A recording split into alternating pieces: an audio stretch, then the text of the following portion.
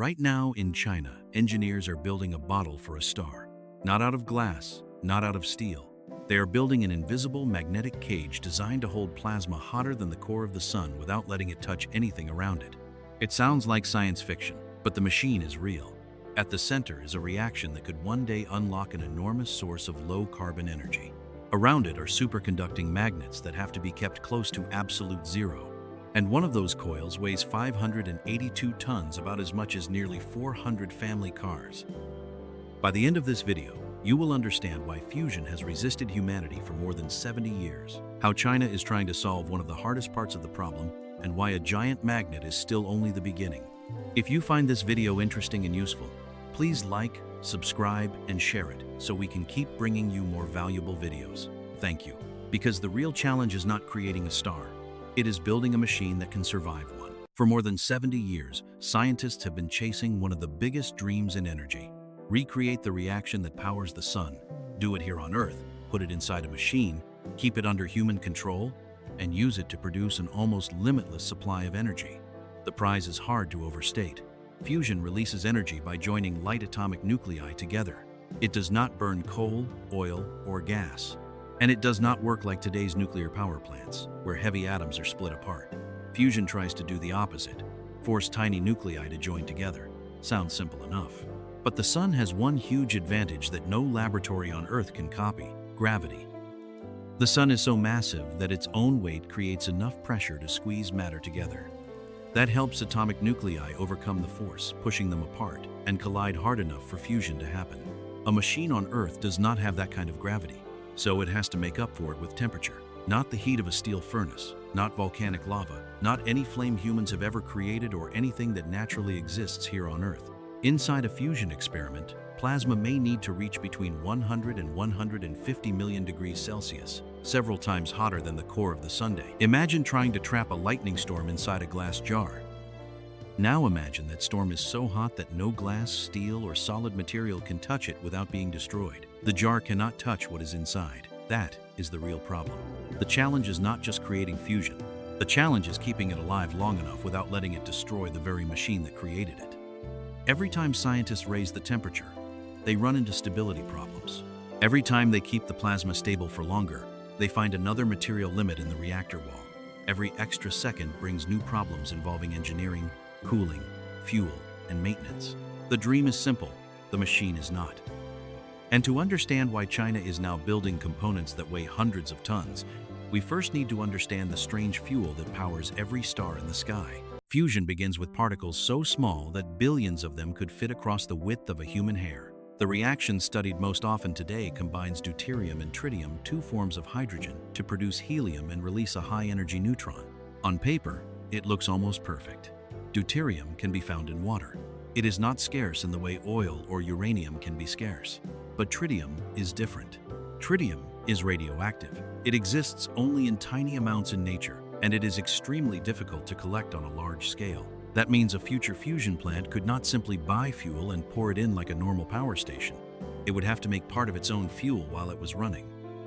That is the first layer of difficulty. The second comes from the atomic nuclei themselves. Deuterium and tritium both carry a positive charge. They push away from each other like two matching poles of a magnet. The harder you try to force them together, the harder they push back. To make them collide hard enough to fuse, you need an enormous amount of energy. That energy comes from heat. At extreme temperatures, matter no longer behaves like a normal solid, liquid, or gas. Electrons are stripped away from atomic nuclei, creating plasma, a chaotic mix of charged particles moving at incredible speed. And because plasma is electrically charged, magnetic fields can control how it moves. That is the foundation of the tokamak. A tokamak is a vacuum chamber shaped like a donut and surrounded by extremely powerful magnets. The magnetic field does not stop the plasma like a physical wall. Instead, it bends the path of the particles and forces them to move around the ring instead of flying straight into the machine. Picture a racetrack made entirely from invisible rails. The cars never touch the road. They are simply forced to follow the path. That is the basic idea behind trapping a star. In Hefei, East China's experimental superconducting tokamak was built to study how hot plasma can be maintained for long periods.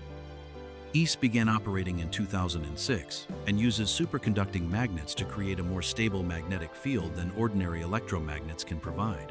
In January 2025, East maintained a high-confinement plasma state for 1,066 seconds, almost 18 minutes. But that number has to be understood correctly. East did not generate commercial fusion electricity for almost 18 minutes. It showed that a hot, stable plasma state could be maintained for longer than before. That is an important step, but creating plasma is only the beginning. To turn it into a real power source, you still have to keep it stable, protect the reactor wall, manage the neutrons, and produce more useful energy than the entire machine consumes. And this is where the dream starts getting much harder. One of the biggest misunderstandings about fusion is the idea that temperature is the final barrier. Reach 100 million degrees, and everything else will somehow fall into place. It will not. A useful fusion system has to achieve three things at the same time. The plasma must be hot enough, dense enough, and confined long enough for the nuclei to collide at a meaningful rate. Miss any one of those, and the reaction weakens. Plasma also does not sit still like a flame on a gas stove. It shakes, twists, drifts out of position, and sometimes develops sudden instabilities that can dump a huge amount of energy into the reactor wall. Imagine trying to hold a spinning smoke ring inside a wind tunnel. Now imagine that smoke ring is hotter than the core of the sundae, and even a small mistake can send it slamming into the wall with enough heat to damage the container. That is why the magnetic field has to keep adjusting the plasma. It cannot just create a cage and then sit there. It has to monitor, reshape, and control something that is constantly changing. But even when the magnetic field successfully controls the charged particles, one thing still cannot be trapped: neutrons. Neutrons carry no electrical charge. Magnetic fields cannot bend their path. They escape the plasma and shoot straight into the materials around it. Each impact is tiny, but billions of impacts, over and over again, change the material from the inside. Over time, high-energy neutrons can make metal more brittle, cause it to swell, and slowly weaken it. A surface that looks perfectly solid from the outside may already be breaking down at the atomic level. It is like throwing rocks at a bridge non-stop. Not large rocks you can see, but a microscopic hailstorm that never ends. Then comes maintenance.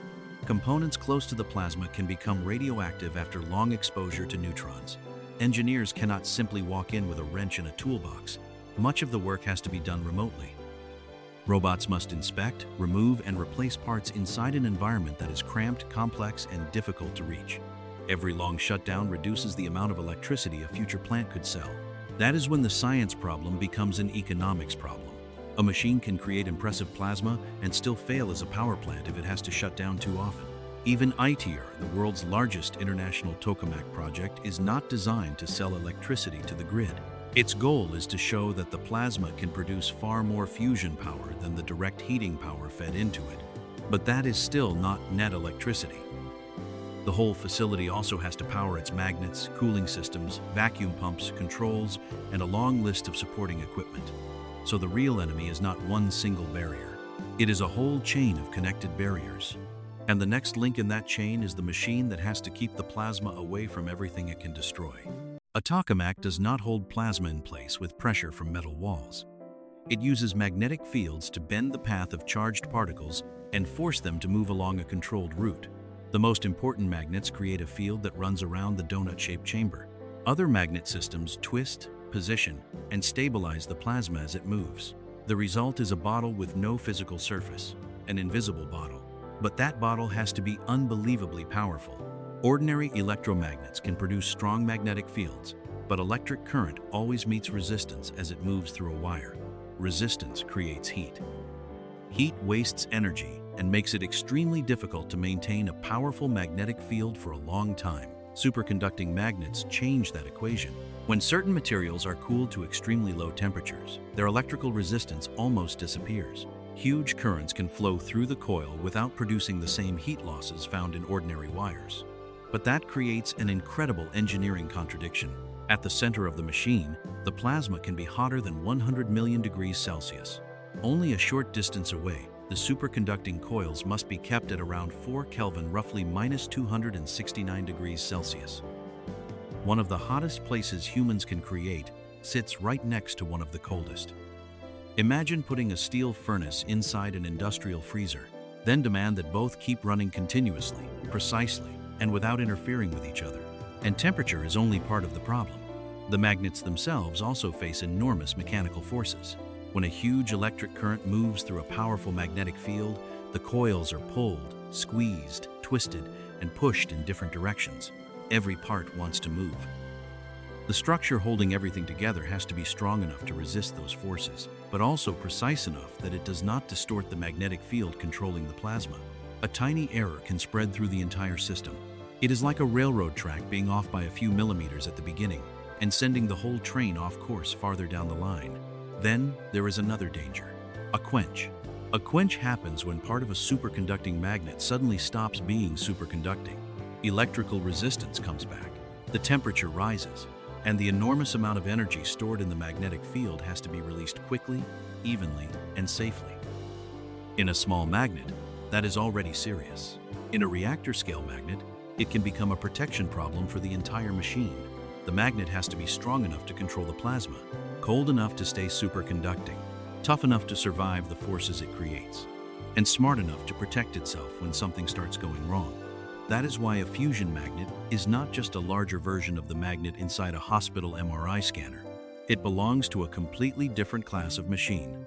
And in Hefei, Chinese engineers have built a coil so large that it weighs more than a fully loaded passenger aircraft.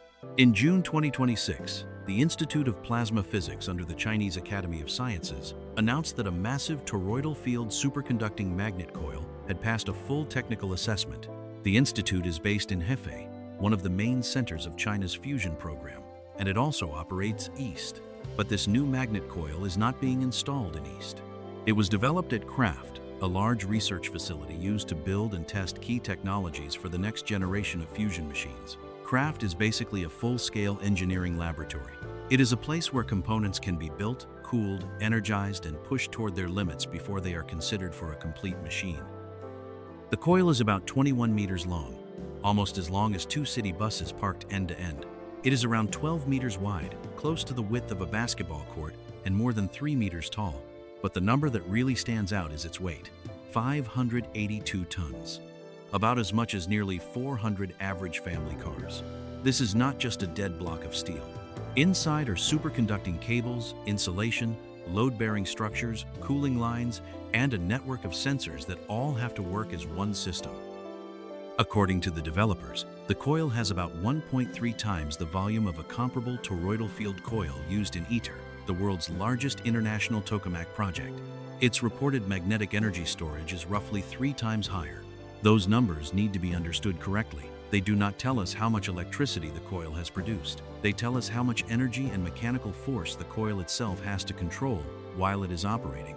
16 coils of this type are designed to form a complete ring and create a magnetic field of around 6.5 Tesla in the plasma region, hundreds of thousands of times stronger than Earth's natural magnetic field.